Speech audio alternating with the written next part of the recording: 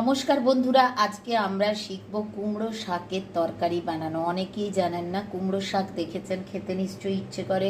খসখসে পাতা কিভাবে কুটবেন, প্রথমে হচ্ছে প্রতিটা আংশা তুলবেন। আমি তো এক হাতে ভিডিও করতে পারবো না, তাই করিনি। আর পাতাগুলো হাত দিয়ে ঘষে নেবেন, দু হাতে করে ঘষে নেবেন, তাহলে খসখসে পাতাগুলো নরম হয়ে যাবে। তারপরে সেগুলোকে কুচিয়ে নেবেন ঝিরি করে। আর প্রতিটা কুমড়ো ডাঁটার আংশা তুলে দিবেন, খসখসে আংশাগুলো, যেমন করে সজনে ডাঁটার আংশা ছাড়ান তেমনি করে আংশা তুলে দিবেন। তারপরে কি করবেন, এবারে এটা খেতে খুব সুন্দর হয়েছে বলে, আমার মায়ের কাছ থেকে শিখে করলাম বলেই আমি আপনাদেরকে জানাচ্ছি।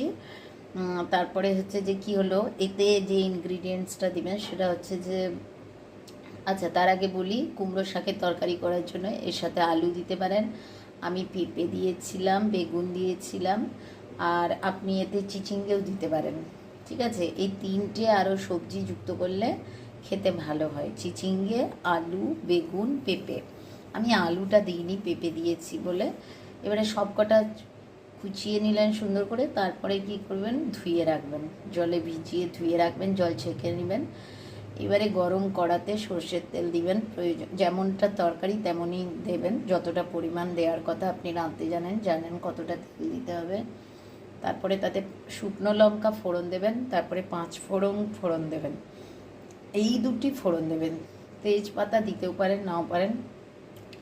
এরপরে আপনার যে ডাঁটাটা আছে তুলে দিবেন, ভাজবেন একটুখানি। তারপরে আলু, বেগুন, পেঁপে আর চিচিঙ্গাটা আছে তুলে দেবেন, দিয়ে অল্প একটু ভেজে নেবেন।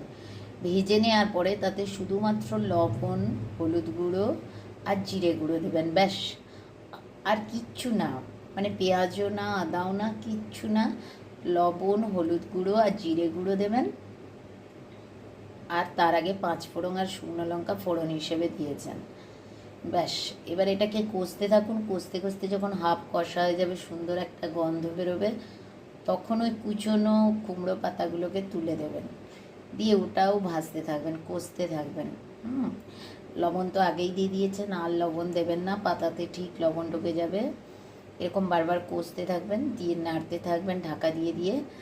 তারপর কিছুক্ষণ বাদে যখন দেখবেন যে সুন্দর করে কষা হয়ে গেছে, তখন জল ঢেলে ভালো করে ফুটিয়ে নেবেন, যাতে ডাঁটাগুলো নরম হয়ে সেদ্ধ হয়ে যায়, ব্যাস। ফুটিয়ে নিলে আমাদের এটা এক কড়া তরকারি হয়েছিল, খাওয়া হয়ে গেছে, খেতে খুব সুন্দর হয়েছে। খানিকটা আছে কাল সকালের জন্য। হ্যাঁ, আমরা রাতেই খেয়েছি। চাকরিওয়ালাদের ওরকম রাত দিন দেখা চলবে না, যখন জুটবে তখনই খেতে হবে। এবং অ্যাসিড করবে, হজম করবে কিনা এইসব ভাবা চলবে না, মন প্রাণ করলে খেয়ে নিতে হবে, ঠিকই হয়।